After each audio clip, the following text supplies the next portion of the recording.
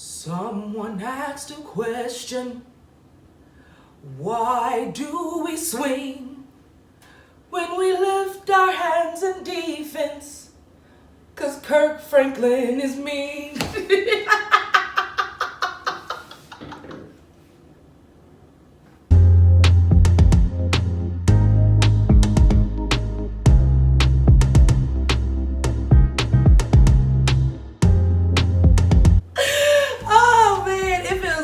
To be back. What's up, you guys? Welcome to another episode of the Black Podcast.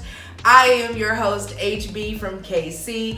As you can see, for those watching on YouTube, and as you can now know at home, I guess, I am alone today. It is all me, myself, and I. King Bajan is taking a break. He's taking a hiatus while we both work on some things. So it'll be me going forward for a little bit, and I ain't gonna lie, I'm like I can finally be fully ratchet. I ain't got the Lord sitting next to me. I mean, he is, but like he ain't at the same time. But anyway, it'll just be me and y'all. And as you guys know, my Twitter is at hbfromkc. I'm actually tweeting from hbfromkc _GIF, which is of course GIF, and that's because I got suspended for a little bit, but that ain't important. If you want to know what's going on, just at me and be like, what happened? hbfromkc _GIF is where I am for the next 4 days. Okay? All right, cool. Let's jump into our topics. As you guys know, we usually bring 2 topics every episode, and one would be from King Bajan, one would be from me. Going forward, it's gonna be both for me, bitch. So let's get with it. I want to start off talking about Black Stomp Out. Dog, this is some of the craziest shit I've ever seen in my life. And not even the video per se, but the commentary behind the video. I think what's happening in our society is we continue to feel like 2 things can't be true at once, right? Let me explain. So Kirk Franklin and his son were, in my opinion, verbally abusing each other. And his son, who is 33 years old, posted it to social media. Now, the intentions, first of all, behind why he posted are iffy. We'll touch on that as well. But the main thing that I want to bring up is the 2 sides that people have. One side is oh, he's verbally abusive toward his son. Kirk ain't no Christian. Actually, it's several sides, because I've seen people say Kirk ain't no Christian, but for how he acted, that's not God. You know what I mean? Super Kojic folks. But Super Kojic folks been saying that's not of God, and Kirk ain't Christian or he ain't saved. The other side I've been seeing is that Kirk is verbally and mentally abusive, probably physically abusive as well, because from what I understand, he did threaten him. I didn't listen to the whole thing because it was too traumatic. I'm just going to strictly talk about the commentary that I've seen from it, just to be clear. I didn't listen to the whole thing because I can't handle more. That's just where I'm at with it. I'm Black, I got enough. And I'm a woman, I got a double portion. I don't need no more right now. Anyway, so I've seen the other side of that saying Kirk is abusive, and then there's also the other side of, well, we don't give a fuck because that's a grown-ass man cussing out a grown-ass man, and sometimes your kids just take you there, blah, blah, blah.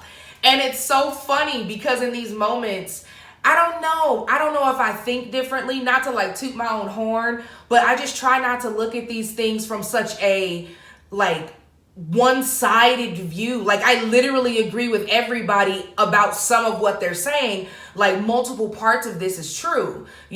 For me, I agree with the people that say, Kirk ain't saved, da da da da da. Now, listen to me clearly when I say that I agree, because I don't look at the word saved as the same way other people look at the word saved. In my opinion, nobody is quote unquote saved, if that makes sense. I think saved is a word that's been overused in the church a lot. So when you sit there and say, I'm saved, it's just a way to separate you from people who literally don't frequent church as much. While yes, God calls, Christians to fellowship, don't make that such a priority that literally I could be at home having a relationship with God, quote unquote living right. I'm celibate. You know, I go out with friends every now and then, but I'm living my life right, quote unquote.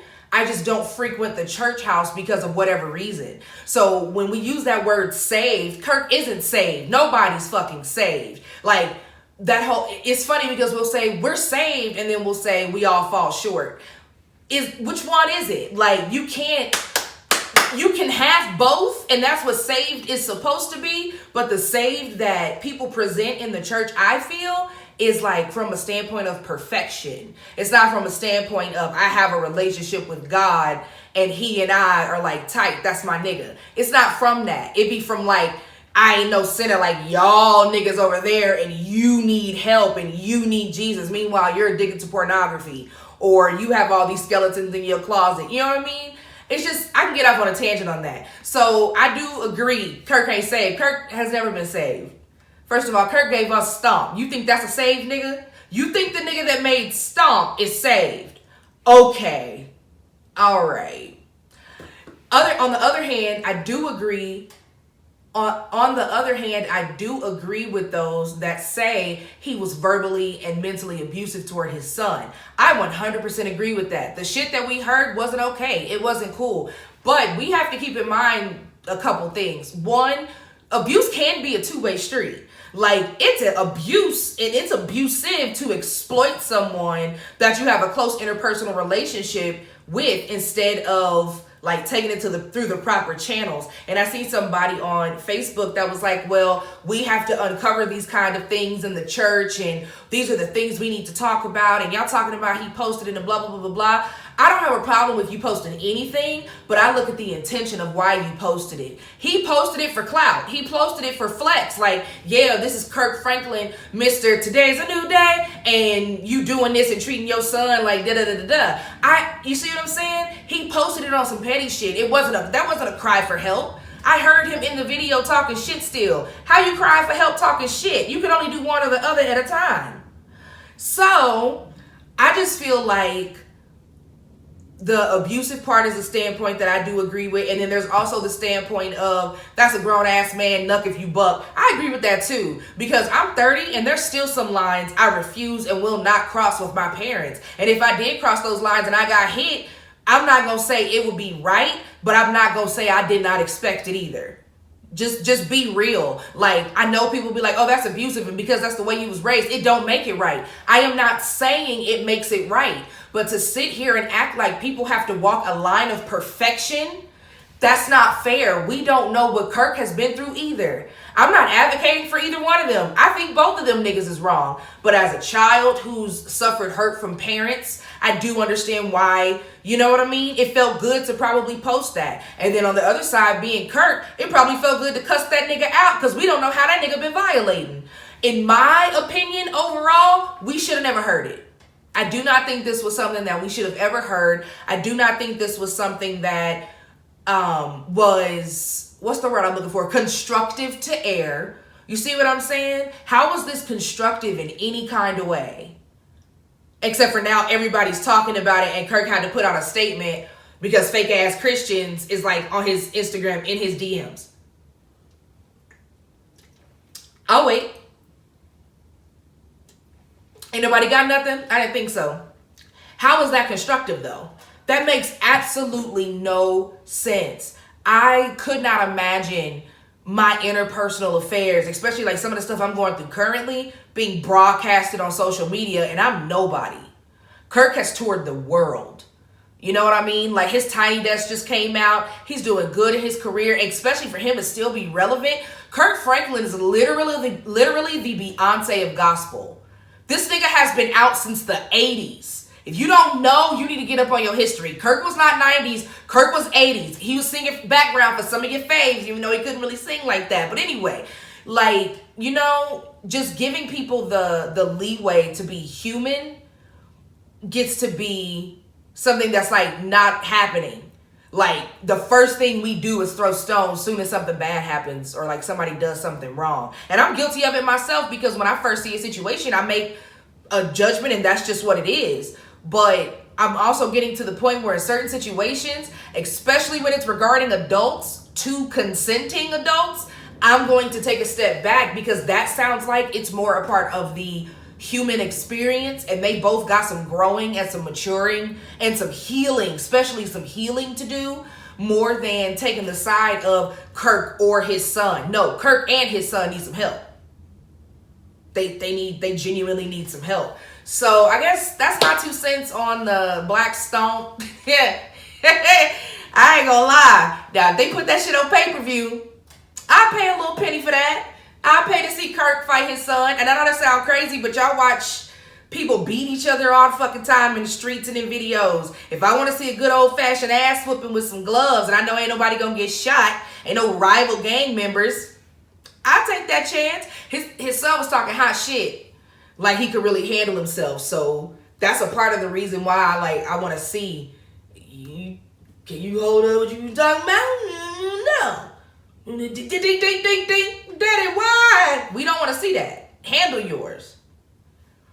All right, so this next topic, let's switch gears real quick. Man, y'all have exhausted me. And when I say y'all, I'm literally talking to the Twitterverse. Like, y'all have absolutely exhausted me with this subject, and it continues to be this moment where I have to really critically think and kind of be the sound of reason for myself to not pick door number 1 or door number 2. You know what I mean?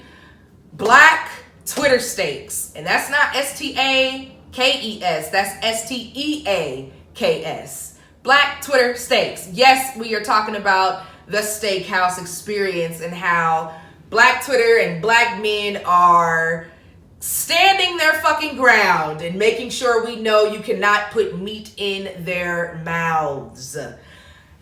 I don't know what you think I'm gonna say, but I want you to erase it, okay? I want you to erase it. And I want to go on a journey. Let's go on a real quick journey, all right? Imagine you're a human, okay? And you go into a store. And while you're in the store, you say, I know I'm allergic to coconut. I don't want to participate in anything coconutty. And then you proceed to realize you're standing in a coconut store. What would you do? Now, I asked that question because if you don't know what Black Twitter Steaks is, let me take it a step back. There is a restaurant, and I think I have it pulled up. There's a restaurant in in Miami, Florida. If you guys remember Salt Bae, the dude that throws the salt in the real cute, weird looking flick of the wrist way or whatever. He opened up a restaurant called Nusser et Miami. I might be saying that wrong. I'm sorry if I am. And it's super high priced. It's ridiculously priced. I'm talking a Sprite is $10. I'm looking at a copy of the receipt for y'all listening. 2 mashed potatoes ended up being $38. So what's that? $19 a piece? 2 spinach is $19 a piece. A gold tomahawk. That's the item. It's $1,000, right? Now, the argument on Twitter that's been between people calling Black men patriarchal, misogynists, and homophobic, and Black men who are, like I said, standing their ground, is that the experience of the restaurant with this golden tomahawk is a steak, basically crusted with 14 or 24 karat gold. So they slice up the steak, and then when it's served, Salt Bae, the actual Salt Bae guy, comes out, serves it to you. He slices it up. He does the little Salt Bae thing, like a presentation. He serves it to you on the tip of a knife. So he sticks his knife in the meat, and he's tries to put it in your mouth by dangling it or tossing it or whatever like that. We've seen multiple videos that have happened of this happening at the steakhouse in Miami. So this first one floated around. It was a young lady and her husband, I think her husband or her fiance or her boyfriend, somebody she's intimate with.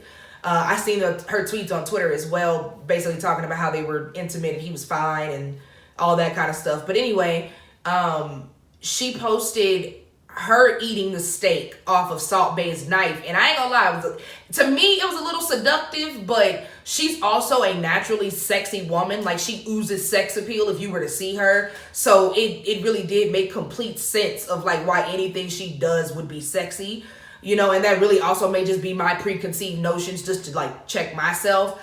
But it looked sensual to me is what I'm saying. So she posts the video and people are like, oh no, ain't nobody gonna be feeding, like, and by people I mean men, are like, nobody gonna be feeding my girl meat in front of my face, because her dude is sitting there looking at his face is a little stuck, like, damn, for real. And it was in my opinion translated that way on the timeline. He looked like it though. I'm not gonna even hold you. I can't lie and say he didn't look like it. So anyway, fast forward like a few days later, another video of the same kind drops. It's a young man and he is now about to like eat the steak off of the knife. He's getting offered it by Salt Bae dude. And he's like, nah, man, nah, I'm not eating that. And he turns to the table. He's like, man, I'm telling him I'm not eating that. So he reaches up to the steak and picks the steak off of the knife and then he eats it that way.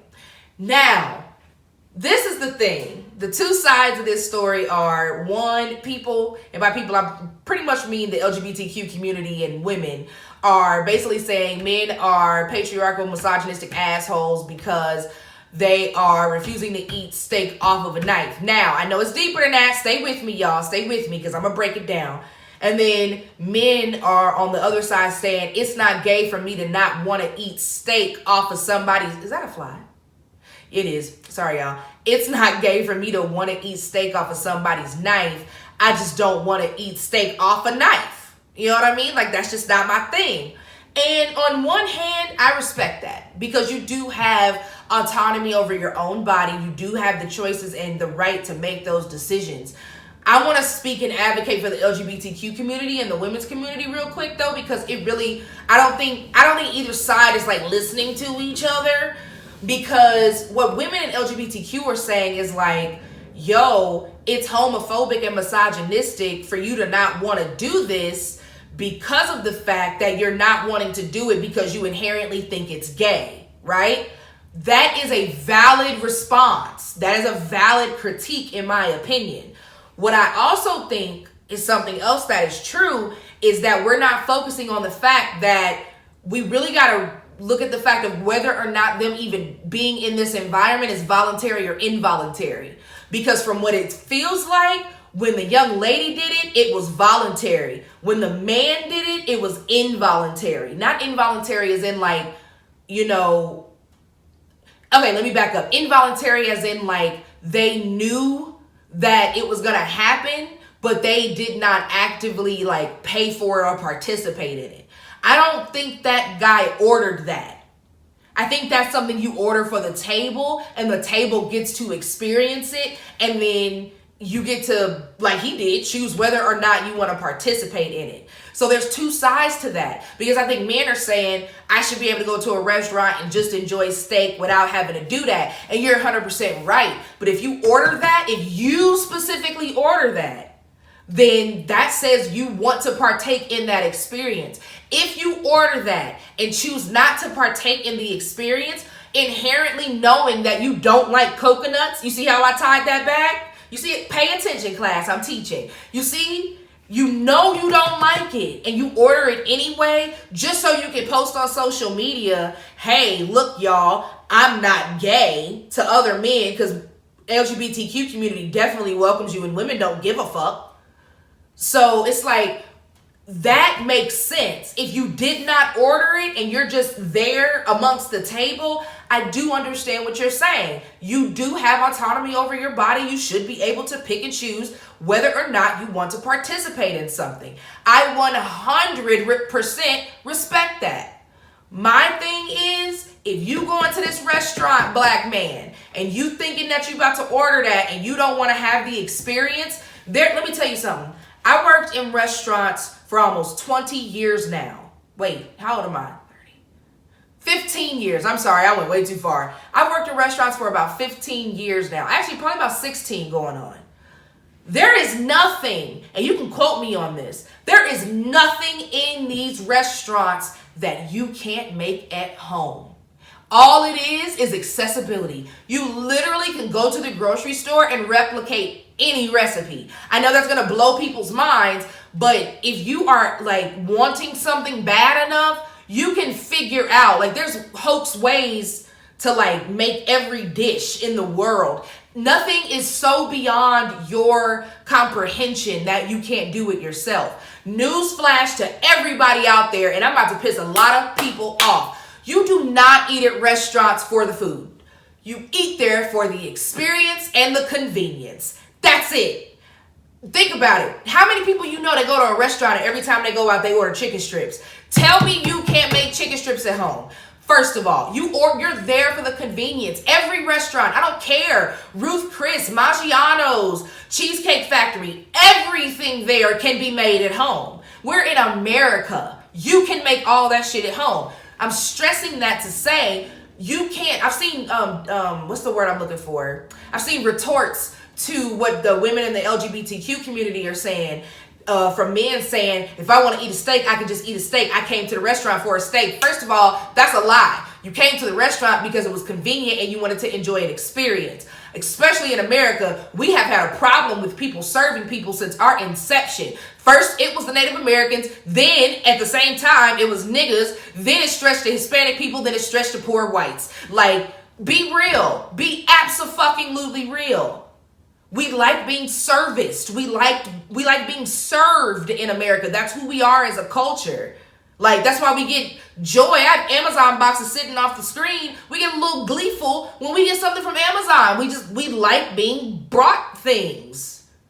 That's who we are as a society. So I want you to realize, even though you may not be able to get the 24 karat gold foil, which that is such a Hunger Games capital, like District 1 sentence for me to even conceptualize or say.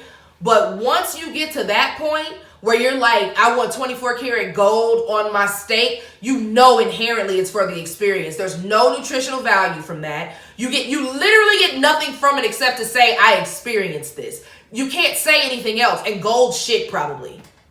Nothing. You gain nothing. So to try to sell this idea of I did it because I wanted this specific thing, even though I knew this specific thing was going to come with something that would make me uncomfortable, I'm still willing to go and do it because I'm a man and I can. That's what that side be sounding like. But like I said, on the other side of that, if you're there and you're just having the experience with some friends, I do feel that it is okay and you should be able to say no if you don't want to.